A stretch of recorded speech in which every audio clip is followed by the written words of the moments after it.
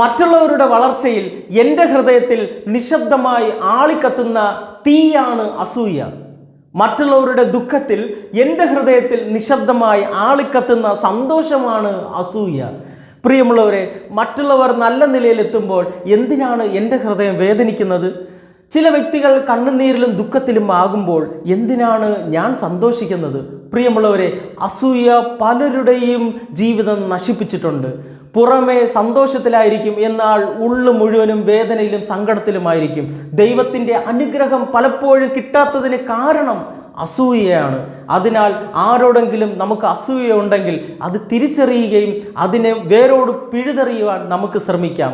ദൈവത്തിൻ്റെ വചനം ഇപ്രകാരം പറയുകയാണ്. റോമ 12-15 തിരുവചനം, കരയുന്നവരോട് കൂടെ കരയുവിൻ, സന്തോഷിക്കുന്നവരോട് കൂടെ സന്തോഷിക്കുവിൻ. പ്രിയമുള്ളവരെ, നല്ല തീരുമാനങ്ങൾ എടുക്കാം.